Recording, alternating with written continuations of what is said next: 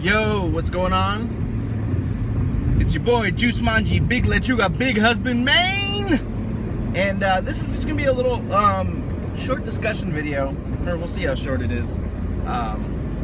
Basically about my thoughts about the state of sneakers in 2014. I'll cover a variety of topics, and it's just kind of it's gonna be stream of consciousness, so it's not gonna really be the most like cut and dry or organized video, but fuck it.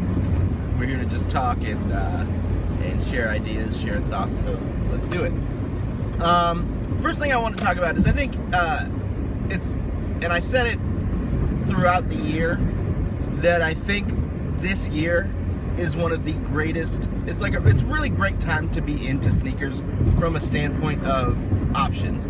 There's so many great shoes to be had that came out this year. But I think the problem is there's an oversaturation in general. Even you couldn't possibly appreciate them all, or even a fraction of everything that came out that was good. There's just so much stuff. So on one hand, it's good that we have more options than we've ever had as consumers and people who love sneakers. But on the other hand, it's kind of overkill when something comes out every weekend. And it's been that way for a minute, but I think this year it's kind of hit a peak. Like, for example, one thing that really has irked me is how collabs have just gotten out of hand. There's so many of them. And then on the other hand, like the other thing that's kind of made it even more stale, the whole collab thing, is that ASICS has been one of the main I guess you could say ASICS, Saucony, and New Balance of late, and Adidas, and Reebok also. But those brands, the non-Nike brands, for the most part, have been the brands to participate most in these collabs with boutiques. And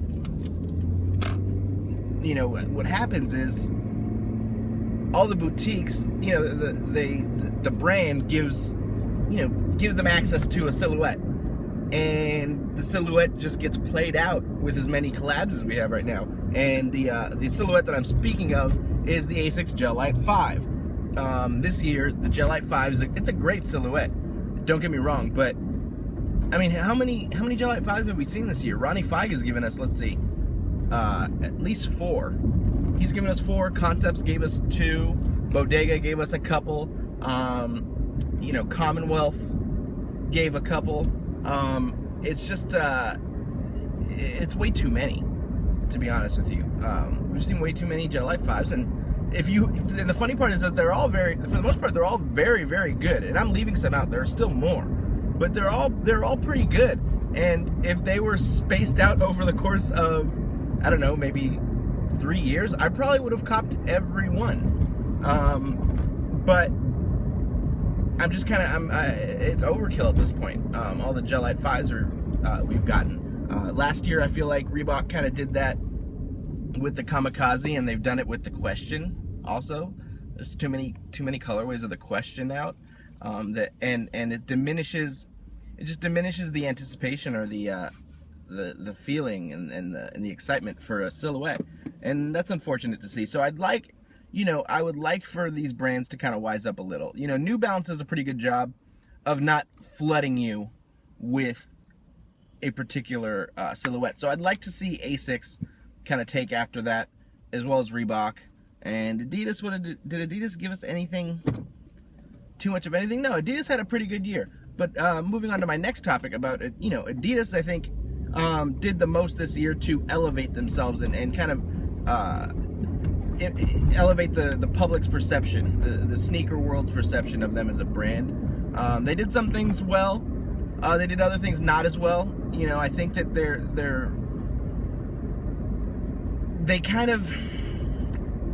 I feel like they could have done a better job, and could still do a better job going forward, of capitalizing on the notoriety that Kanye brings.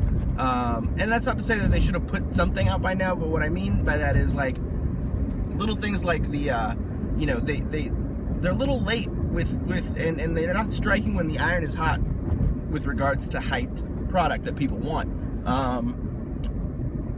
Main thing being, the first thing I could think of was the MyZ X Flux, the picture ZX Flux, where you can, you know, the app came out, you could take a picture, and everybody was doing it and uploading their results to Twitter and Instagram and such. And then for the longest time, you know, while the buzz was there for a little, you know, for a good amount of time, people were uploading stuff, but the shoes weren't available to order. And, you know, had they been available when the app was out, I probably would have ordered a pair. I'm sure the same goes for a lot of people, but it wasn't available. And now that it is, a lot of people, I don't think there's not that many people really pining for them the way they were, you know, back when the app came out, I believe in August. So, you know, that's kind of, that leaves something to be desired. I wish Adidas had capitalized on that, you know, better. And you know, and I'm sure they'll come with some kind of, you know, Kanye influenced colorways of some of their shoes, like a, you know, like a tubular or a, maybe a boost, or maybe Kanye D Rose collab, something like that, aside from the Kanye shoe. Who knows? And that would be interesting. I think they could parlay that into something lasting. But I think just some of the stuff, with as well as Adidas did, I still feel like they didn't capitalize on some key moments. You know, it just yeah. I don't know, but we'll see. I'm gonna give them a grade of incomplete as far as that's concerned. I just know that with these kinds of things, Nike doesn't generally miss. You know, Nike, I guess they kind of run the way this all works, and they operate the hype machine. So maybe it's unfair for me to judge Adidas by Nike's marketing standards, but that's just kind of how I feel. Moving on, I'd like to talk about I think Nike is getting to the point with price points where I think they're overplaying their hand a little bit. You know, we've had some really nice looking shoes that Nike has put out that probably would be instant sellouts, but are sitting a little bit because I think Nike's, you know, when you start putting shoes at $275, you know, $250 and up, you know, people, no matter how much they like the shoe, it's gonna irk people to shell out that price. And I'm proud of the way some people have been kind of relenting on some of these shoes. Like, if it's $275, $250, that's something you gotta love. Or on the other hand, you have to be convinced that there's going to be resale value in it. But the problem is, when the shoe is already $250 box price, they've kind of cut out, you know, the reseller money. They've cut out the profit margin. So, you know, and that's not something that matters to me, but I think it does play a big part in the way, you know, hype plays out. And you know, the best example I can give is the LeBron 11 EXT line, how big of a flop it was. And I think that's a couple of things. I think the shoes were just flat out ugly, and I think that Nike, it was just the design elements of the shoe did not lend themselves to raw materials. It looks like a future boot, which is dope, but as a result, it should look synthetic.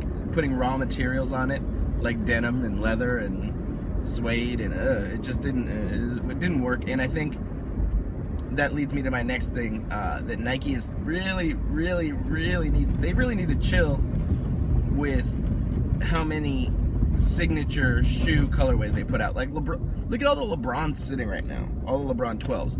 I get that there's value in that, you know, if you're a middle school kid or you're in high school and you're going to get your basketball sneakers for the season or whatever, that your parents could just walk in the store. You don't have to worry about them, you know, having to go do an RSVP or a raffle. Like, the new LeBron is out and anybody can go grab it. Like, there is some value to that, but at the same time, it's like,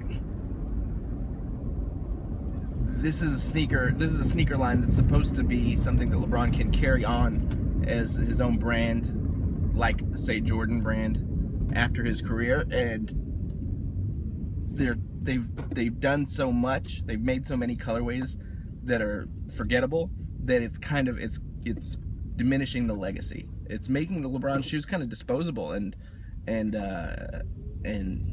not special. So that's an unfortunate thing to me.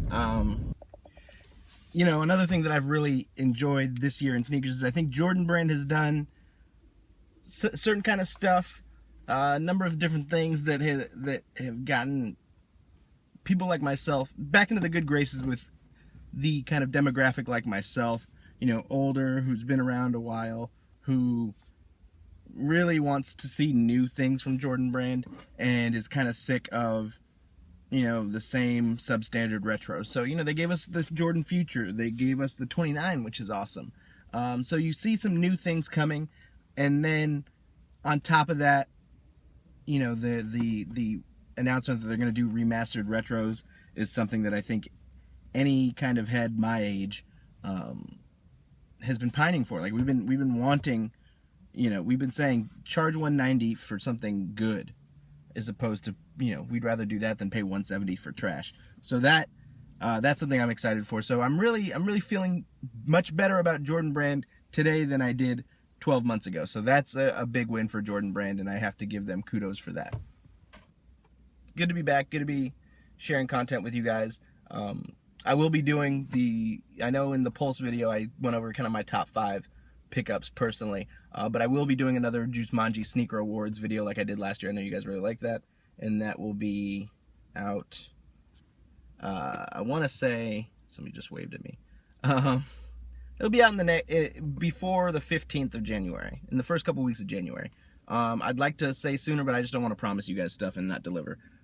So it might, you know, it could be this weekend, it could be in a couple weeks, whatever. But yeah, look forward to seeing that. Look forward to putting that together and sharing it with you guys. And then yeah, just more pickup stuff. You know, little pickups here and there, and just trying to get back to the regular schedule, and the weekly Pulse will be back. So I look forward to sharing that with you guys. But in any case, thank you guys so much for the support. If you enjoyed the video, please hit that like button, subscribe if you aren't already, and I'll catch you on the next vid. Peace.